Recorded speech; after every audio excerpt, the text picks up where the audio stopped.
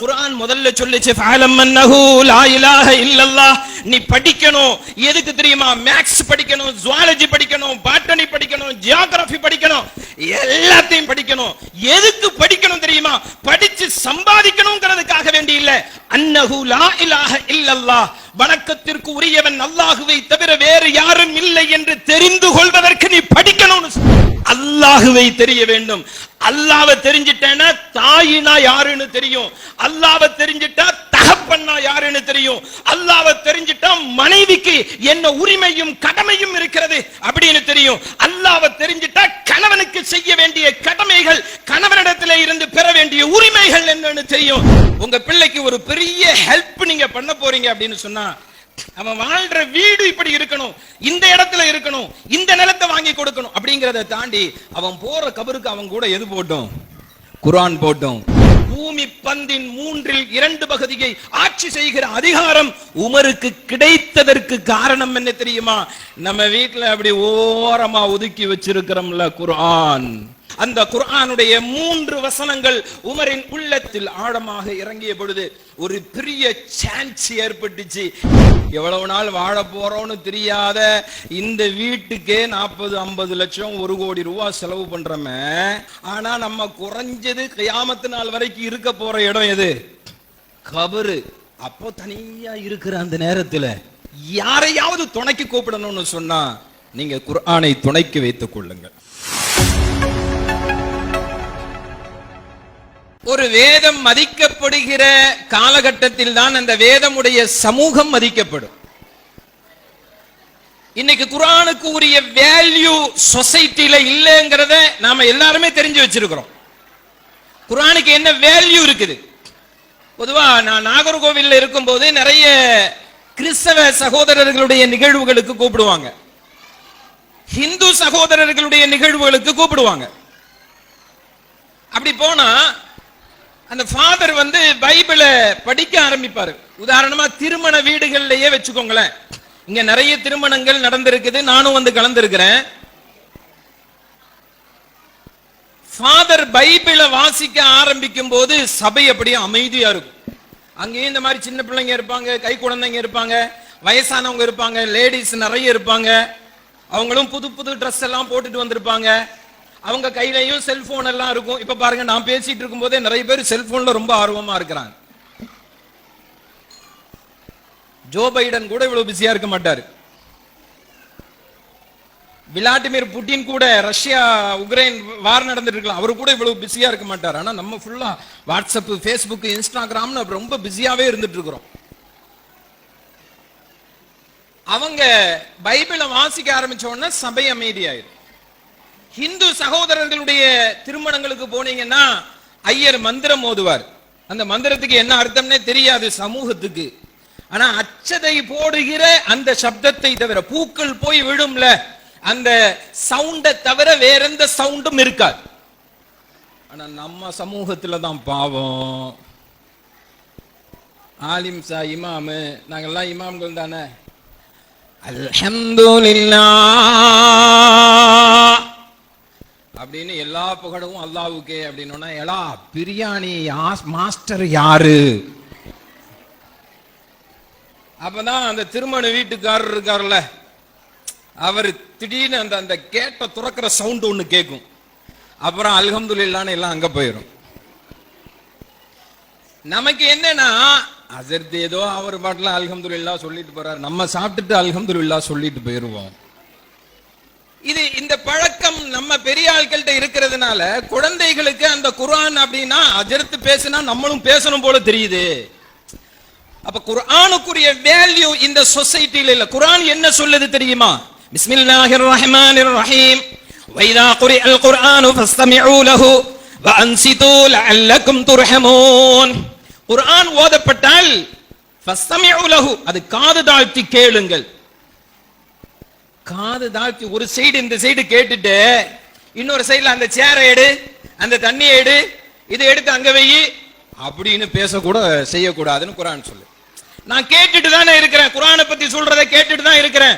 ஆனாலும் இங்க அவையில் சில காரியங்களை செய்வதற்கு உத்தரவிடுறது கூட இதை செய்ய அதை செய்ய அப்படின்னு உஸ்தாதுமார்களாக இருந்தாலும் கூட குர்ஆன் குறித்து பேசுகிற பொழுது காது கொடுத்து கேட்டுக்கொண்டே நான் சில விஷயங்களை சொல்கிறேன் என்பதை கூட குர்ஆன் தடுக்கிறது. வஅன்சிது, வாய மூடிட்டு இருக்கணும். நான் சொல்லல, உங்களை சொல்லல, அப்படி சொல்ற தைரியம்லாம் எனக்கு இல்ல. வாய மூடிட்டு இருக்கணும், காது கொடுத்து கேட்கணும். லஅல்லக்கும் துர்ஹமூன், நீங்கள் இரக்கம் காட்டப்பட வேண்டுமா? உங்களுக்கு இரக்கம் வேணுமா? புருஷன் காட்டுறது இரக்கம் இல்ல, பெத்தவங்க காட்டுறது இரக்கம் இல்ல, உங்க மனைவி காட்டுறது இரக்கம் இல்ல, சமூகம் காட்டுறது இரக்கம் இல்ல. இந்த இரக்கம் எல்லாம் ஒன்றும் செய்யாது. உங்களுக்கு பெரிய கவலையா இருக்குது, நோயா இருக்குது, கஷ்டமா இருக்குது, கடனா இருக்குது, ஜமாஅத் தலைவர் உட்பட எல்லோரும் வந்து சொல்கிறார்கள் நாங்கள் இருக்கிறோம், கவலைப்படாதப்பானே. கவலை போயிருமா? பலி போயிருமா? டென்ஷன் போயிருமா? அதே நேரத்தில் உங்க கவலையை அல்லாஹ்ட்ட சொல்லி அல்லாஹ் உங்களுக்கு இரக்கம் காட்டினால் உங்களுடைய நோயின் நிவாரணம் அவனிடத்தில் இருக்கிறது, உங்களின் பிரச்சனையின் தீர்வு அவனிடத்தில் இருக்கிறது, உங்களின் வேதனையின் தீர்வு அவனிடத்தில் இருக்கிறது. அவன் காட்டணும் இரக்கம். ஜூன் 4 என்னவாக போகுதோ என்கிற பயம் இருக்குல்ல. இந்த ஆண்டு வெயிலின் தாக்கம் இருக்குதுல்ல, 111 டிகிரி ஈரோடுல. 2030 இதே மாதிரியான ஒரு தட்பவெட்ப சூழல் இருந்தால் 2030 இப்ப எல்லாரும் கையில பேசுறதுக்கு மொபைல் வச்சிருக்கிறோம்ல, பேசுறதுக்கு தானே வச்சிருக்கிறோம், பேசுறதுக்கா பாக்குறதுக்கா? இப்ப எல்லாம் பாக்குறதுக்கு தான் வச்சிருக்கிறோம். இதே மாதிரி மொபைல் போன் மாதிரி மொபைல் ஏசியோட வீட்டை விட்டு வெளியே வரலன்னா 50 வயசு உள்ளவங்க எல்லாம் வீட்டை விட்டு வெளியே மதிய நேரத்தில் வந்தா அட்டாக்கு வந்து இறந்து போவார்கள் என்று சூழ்நிலை வல்லுநர்கள் நமக்கு சொல்லி தர்றாங்க. இப்ப சுற்றுச்சூழல் மாசுபடுகிற ஒரு அச்சம் இருக்கிறது. இந்தியாவினுடைய எதிர்காலம் என்னவாகுமோ என்கிற அச்சமும் பயமும் இருக்கிறது. இந்த நேரத்தில் அல்லாஹ் தான் இரக்கம் காட்ட வேண்டும். வெயிலில் இருந்து பாதுகாப்பு வேண்டுமா? அல்லாஹ்வின் இரக்கம் வேண்டும். இந்த கொடுமைக்கார ஆட்சியிலிருந்து பாதுகாப்பு வேண்டுமா? அல்லாஹ்வினுடைய இரக்கம் வேண்டும். அல்லாஹ் இரக்கம் காட்டாம இந்த உலகத்துல வேறு யாரு இரக்கம் காட்டியும் எந்தவித பிரயோஜனமும் இல்லை. அல்லாஹ் இரக்கம் காட்டணும்னா என்ன செய்யணும்? குர்ஆன் ஓதுகிற பொழுது காது கொடுத்து கேட்க வேண்டும், வாய் மூடி இருக்கணும் அப்படின்னு சொல்லுது. அதனால நம்ம இவ்வளவு நேரம் குர்ஆனை கொண்டாடுவோம்னு இந்த பிள்ளைங்க எல்லாம் எவ்வளவு கஷ்டப்பட்டிருக்கும். அந்த குர்ஆனை இங்க வந்து ஒப்பிக்கிறதுக்கு பேசுறதுக்கு இதுக்கு பின்னால அந்த உஸ்தாதுமார்கள் எவ்வளவு ட்ரைனிங் கொடுத்திருப்பாங்க. அந்த பிள்ளைங்க எவ்வளவு ட்ரைனிங் எடுத்திருக்கதோ அது இங்க வந்து பேசுறதுனா, இப்ப நம்ம பெரிய ஒரு ஆளை கூப்பிட்டுட்டு இங்க மைக்க கொடுத்து பேச சொன்னா நம்மளால பேச முடியுமா? எவ்வளவு பயம், எவ்வளவு பதட்டம் இருக்கும். சின்ன சின்ன பிள்ளைங்க அல்ஹம்துலில்லாஹ் எவ்வளவு அற்புதமா குர்ஆனுடைய வசனத்தை, சில பேர் திணறினாலும் கூட அவ்வளவு தூரம் தைரியமா வந்து அந்த குர்ஆனுடைய வசனத்தை சொல்லுகிற ஆற்றலும் வலிமையும் அல்லாஹ் உங்களுடைய பிள்ளைகளுக்கு கொடுத்திருக்கிறான்ல, அதை கூட கேட்காம நம்ம பேசிக்கிட்டு இருந்தா. அதனால குர்ஆனை கொண்டாடுவோம்னா முதல்ல என்ன செய்யணும்? குர்ஆனுடைய வேல்யூ என்னங்கிறத நம்ம புரியணும். இந்த குர்ஆனை படிக்கிறதுனால உலகத்துல என்ன கிடைச்சிட போகுது அப்படிங்கிற ஒரு நிராசை எல்லாருக்கும் இருக்குது. குர்ஆனை ஓதுனாரு சையத் முகமது உஸ்மானி, ஷேக் முகமது உஸ்மானி, நம்ம இந்த பள்ளிவாசலினுடைய இமாம், இவங்க எல்லாம் குர்ஆன் ஓதி இருக்கிறாங்க. புளியங்குடியில பெரிய கோடீஸ்வரரா குர்ஆனை ஓதிட்டு இவர் இருந்தாருன்னா நம்ம பிள்ளைங்க எல்லாரும் மதரசால போய் சேர்த்திருப்போம். இது குர்ஆனை ஓதுனா காசு கிடைக்குமாண்டா? என்ன காசு? கோடீஸ்வரன் ஆயிட்டா. அப்படிதானே? குர்ஆனை ஓதுறதுனால புளியங்குடியிலேயே பெரிய பணக்காரர்களாக குர்ஆனை ஓதியவர்கள், குர்ஆனை படித்தவர்கள், மதரசாவில போய் சேர்ந்து படிச்சவங்க இருந்தாங்கன்னு சொன்னா இப்ப மதரசாவில இடம் பத்தாது. குர்ஆனை ஓதுனா என்ன கிடைக்கும்? அதோ மறுமையில நன்மை கிடைக்கும். செத்து போனதுக்கு அப்புறம் கிடைக்கிறதுக்கு என்ன? இப்ப வாழும் போது என்ன கிடைக்கும்? இன்னைக்கு சூரத்துல் வாக்கியா ஓதுனா நாளைக்கு $1000 கிடைக்குதுன்னு சொன்னா நம்ம சூரத்துல் வாக்கியாவை கண்டிப்பா ஓதி இருப்போம். அதனாலதானே பிள்ளைங்களை எல்லாம் டாக்டர் ஆக்குறோம், பிள்ளைங்களை எல்லாம் ஐடி செக்டாருக்கு வேலைக்கு அனுப்புறோம், பிள்ளைங்களை எல்லாம் இன்ஜினியரிங் படிக்க வைக்கிறோம். என்ன இத படிச்சா அவனுடைய ஃபியூச்சர்ல அவனுக்கு எவ்வளவு இன்கம், இப்படியே பார்த்து பார்த்து பார்த்து பழகினதுனால குர்ஆனை ஓதுனா உலகத்துல என்ன கிடைக்கும் அப்படின்னு எதிர்பார்க்கிறோம். இது உலகத்துல கிடைக்கிறது இல்ல. ஓதுனவன் எவனும் பெருசா எல்லாம் ஒன்னும் சம்பாதிக்கல, பெருசா சாதிக்கல, பெரிய அந்தஸ்துக்கெல்லாம் ஒன்னும் போகல. எல்லாம் சுமாரா கஷ்டப்பட்டுட்டு ஏதாவது பள்ளிவாசல்ல இமாமா இருக்கிறாங்க அல்லது மதரசாவுல உஸ்தாதா இருக்கிறாங்க, அவ்வளவுதான். கொஞ்சம் பேர் வேணா பேச்சாளர்களாக இருப்பாங்க, யூடியூபரா இருப்பாங்க, அவ்வளவுதான். ஆனா இதை தாண்டி நாம நம்ம பிள்ளைய டாக்டர் ஆக்குனா, நம்ம பிள்ளைய இன்ஜினியர் ஆக்குனா, நம்ம பிள்ளைய டிசைனர் ஆக்குனா, நம்ம பிள்ளைய ஆர்கிடெக்ட் ஆக்குனா, நம்ம பிள்ளைய பைலட் ஆக்குனா, நம்ம பிள்ளைய ஐஏஎஸ் ஆக்குனா, அவன் உலகத்துல சாதிப்பான்ல, உலகத்துல சம்பாதிப்பான்ல என்கிற எதிர்பார்ப்பு இருக்கு. அந்த எதிர்பார்ப்பு தப்பு இல்லை.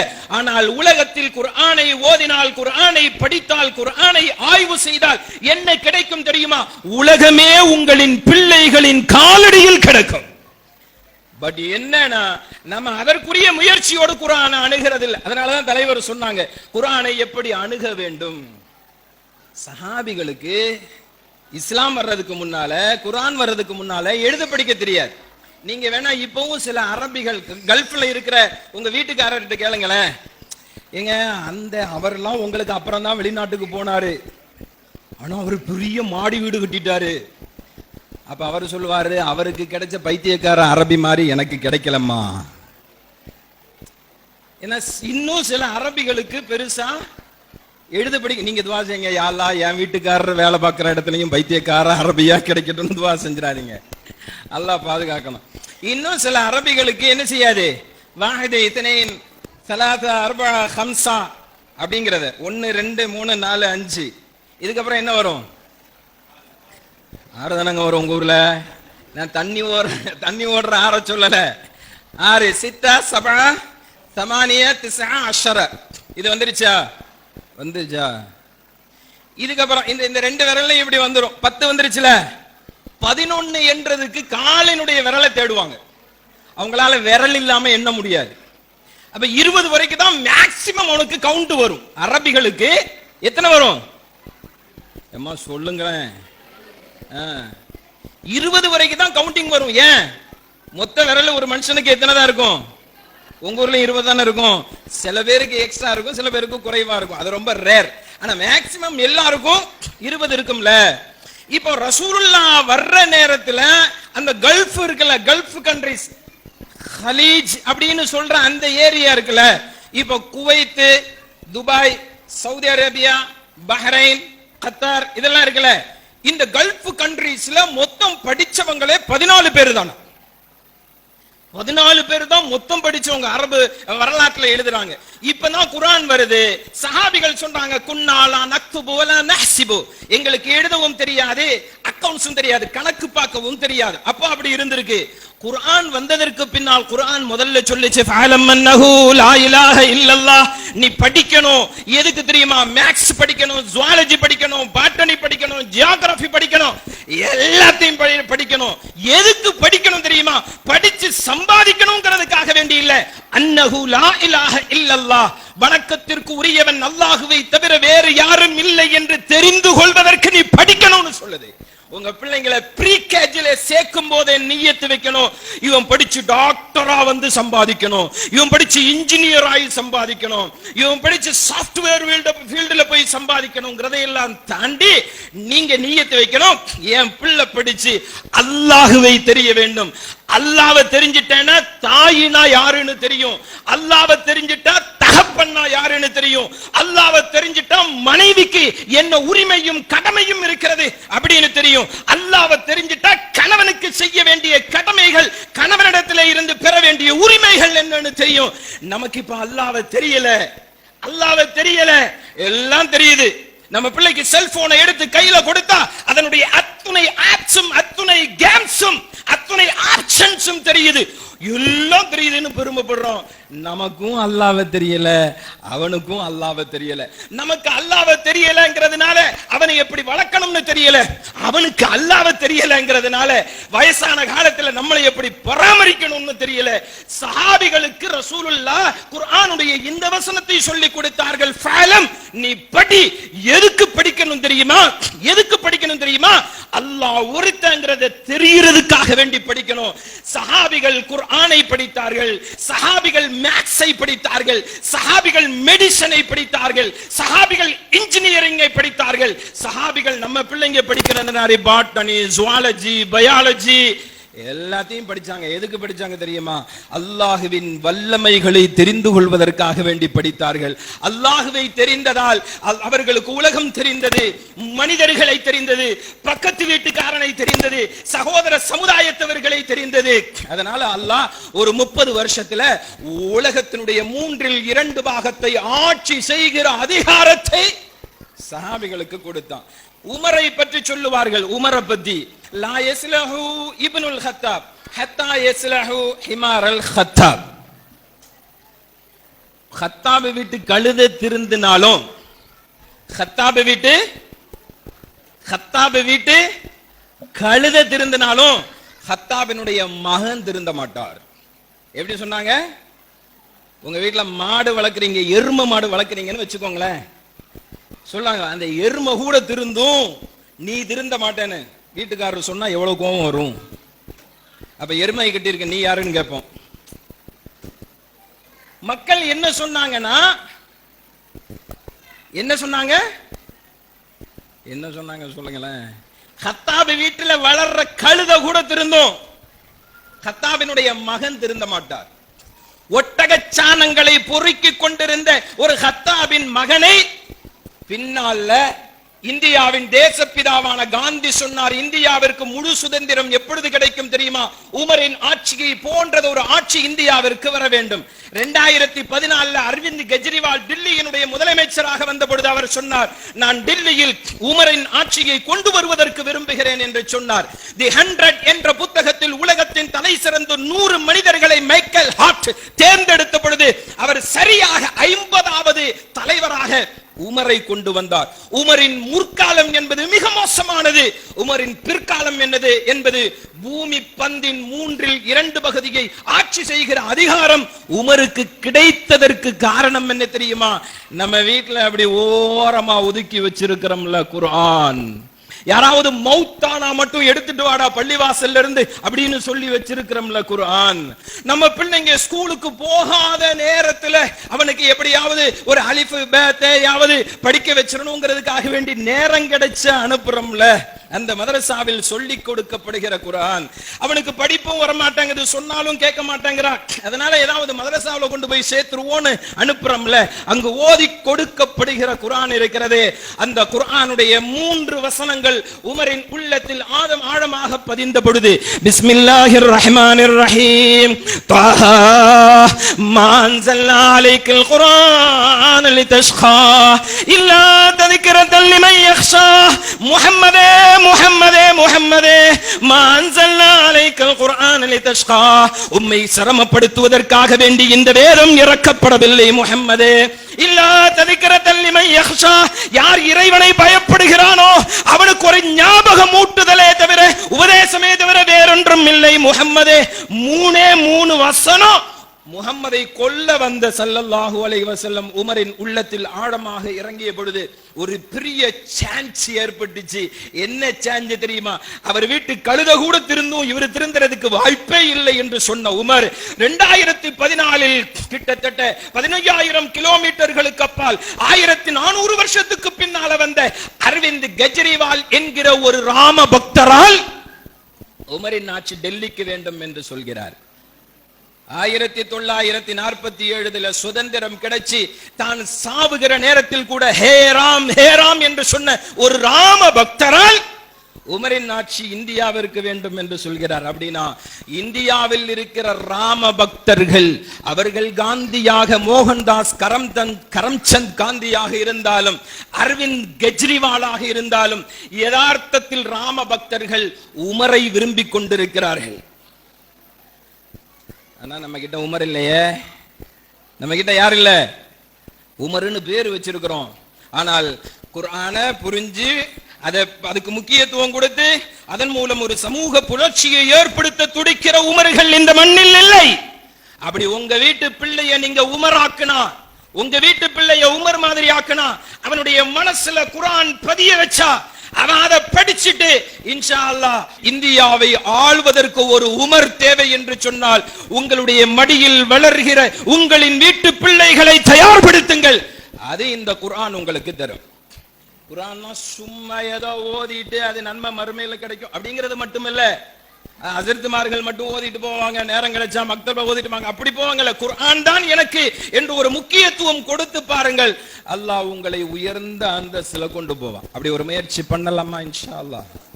நம்ம எல்லாம் கபருக்கு போயிருவோம்ல. நான் முடிச்சிட்டேன், முடிக்கிற நேரத்தில் கபர்ல கொண்டு போயாயா முடிப்ப அப்படின்னு சொல்லக்கூடாது. எங்கேயும் அங்கதானே போய் முடிய போகுது. இப்ப நம்ம எல்லாம் ஒரு 50, 60, 70, 80 வருஷம் வாழ போறோம். அது கூட கேரண்டி கிடையாது. அப்படிதானே? கேரண்டி இருக்கா எப்போ அப்படின்னு எல்லாம் சொல்ல முடியாது. அப்போ இதுக்கப்புறம் இப்போ புளியங்குடிக்காரங்கன்னா புளியங்குடியில பெரிய பள்ளிவாசல்ல கபிரஸ்தான்ல கொண்டு போய் வச்சிருவாங்க. வச்சதுக்கு பின்னால நம்ம வீட்டுக்காரர் வருவாரா? என் பொண்டாட்டி நேத்து வரைக்கும் என் கூட இருந்தா, அவ இல்லாம நான் இல்லை, நான் இல்லாம அவ இல்லை, அதனால தலைவர்கிட்ட ஒரு பெர்மிஷன் லெட்டர் கொடுத்து என்ன நைட்ல நானும் கபருக்கு உள்ள கூட வர வேண்டாம், வெளியேயாவது வந்து எந்த வீட்டுக்காரராவது போய் துணைக்கு இருந்திருக்காரா? நம்ம யாராவது போய் வீட்டுக்காரருக்கு துணைக்கு இருப்போமா? ஐயோ, ராத்திரி நேரம் கபிரிஸ்தானுக்கெல்லாம் போகக்கூடாது, இன்னமோ பகல் நேரம் போய் துணைக்கு இருக்க போறது மாதிரி அப்படின்னு சொல்லிடுவோம். அப்ப யாரும் யாருக்கும் துணைக்கு வர போறது இல்லை. அண்ணன், தம்பி, அத்தா, சாச்சா, ஃப்ரெண்டு யாரும் வரப்போறது இல்லை. அப்ப நம்ம தனிமையா தானே இருக்க போறோம். எவ்வளவு நாள் வாழ போறோம்னு தெரியாத இந்த வீட்டுக்கே 40-50 லட்சம் 1 கோடி ரூபாய் செலவு பண்றோமே, அந்த வீடு நமக்கா இருக்கிற காலத்திலேயே வீட்டை புடுங்கிட்டு பிள்ளைகள்லாம் வெளியே துரத்துற காலகட்டம். கேரண்டி இல்லாத ஒரு லைஃபுக்கு வாழ்றதுக்கு இவ்வளவு செலவு பண்றோம். ஆனா நம்ம குறைஞ்சது கியாமத்து நாள் வரைக்கும் இருக்க போற இடம் எது? கபர்ல. கியாமத்து நாள் உலகம் அடிக்கப்படுறது வரைக்கும் இன்னொன்னு ஒரு 500 வருஷமோ 5000 வருஷமோ அது தெரியாது நமக்கு. ஆனா அவ்வளவு நாள் எங்க இருக்க போறோம்? பயப்படாம சொல்லுங்க. நானும் அங்கதான் வர போறேன், நீங்களும் அங்கதான் வர போறீங்க. இதுல என்ன இருக்கு? அப்ப அங்க துணைக்கு வர்றதுக்கு வீட்டுக்காரர் வரமாட்டார். வருவாரா? எந்த வீட்டுக்காரர் இதுவரைக்கும் போயிருக்காரா? மும்தாஜுக்கு வந்து ஷாஜகான் தாஜ்மஹாலை தான் கட்டி வச்சிருக்கிறாரு. மும்தாஜ் கூட என்னையும் கபர்ல போட்டு அடக்கிருங்கன்னு சொன்னாரா? இல்ல, அப்படி யாரும் சொல்ல போறது இல்ல, யாரும் துணைக்கு வர போறது இல்ல. அப்போ தனியா இருக்கிற அந்த நேரத்துல, இருட்டுல, யாருடைய உதவியும் இல்லாத நேரத்துல நம்ம கூட யார் இருப்பா? குர்ஆன் இருக்கும் என்று நபிகள் நாயகம் ஸல்லல்லாஹு அலைஹி வஸல்லம். அதனால நீங்க ரொம்ப நாள் இருக்கிற கபருக்காக வேண்டி யாரையாவது துணைக்கு கூப்பிடணும்னு சொன்னா நீங்க குர்ஆனை துணைக்கு வைத்துக் கொள்ளுங்க. உங்க பிள்ளைக்கு ஒரு பெரிய ஹெல்ப் நீங்க பண்ண போறீங்க அப்படின்னு சொன்னா, அவன் வாழ்ற வீடு இப்படி இருக்கணும், இந்த இடத்துல இருக்கணும், இந்த நிலத்தை வாங்கி கொடுக்கணும் அப்படிங்கறத தாண்டி அவன் போற கபருக்கு அவன் கூட எது போட்டோம்? குர்ஆன் போட்டோம். கபர்ல, மஹ்ஷர்ல, சிராத்ல, மீசான்ல, கடைசியா சொர்க்கத்துல கொண்டு போய் சேர்க்கிறது வரைக்கும் அவனோடு குர்ஆன் இருக்கும் என்று நபிகள் நாயகம் ஸல்லல்லாஹு அலைஹி வஸல்லம் சொன்னாங்களே. அந்த குர்ஆனை நீங்க சொத்தா கொடுங்க, இன்ஷா அல்லாஹ் அவன் நாளைக்கு மறுமையிலையும் சந்தோஷமா இருப்பான். நீங்க எல்லாம் கபருல போய் படுத்ததுக்கு பின்னால உங்களுடைய கபருக்கு அருகாமையில் நின்று, யா அல்லாஹ், எங்க அம்மா என்ன மதரசாவில் கொண்டு போய் சேர்த்துச்சு, எங்க அத்தா என்ன மதரசாவில் கொண்டு போய் சேர்த்துச்சு, சின்ன குழந்தையா நான் இருக்கும்போது அல்லாஹ் அல்லான்னு எங்க அம்மா தான் சொல்லி தந்துச்சு, இப்போ கபருக்கு வந்திருக்கு, கபரில் வந்து உன்னுடைய மலக்கு மன் ரப்புக்கேன்னு கேட்கிற நேரத்தில் எங்க அம்மா சொல்லணும், அல்லான்னு சொல்லணும், யா அல்லாஹ் அப்படி சொல்ற பாக்கியத்தை எங்க அம்மாவுக்கு கொடுன்னு உங்க கபருக்கு அருகாமையில் நின்று துஆ செய்கிற பிள்ளைகளாக உங்களுடைய பிள்ளைகளை உருவாக்கினீர்கள் என்று சொன்னால், நீங்கள் தனிமையில் அங்கே படுத்திருக்கிற பொழுதும் கூட உங்களுக்கு அல்லாஹ் என்று சொல்லுகிற நசீபை அல்லாஹ் தர வேண்டும் என்று சொன்னால், உங்க பிள்ளை என்ன செய்யணும்? இமாம் போயிருவாரு, முஅத்தின் போயிருவாரு, மண்ணள்ளி போட்டவர் போயிருவாரு, சொந்த பந்தம் எல்லாரும் போயிருவாங்க.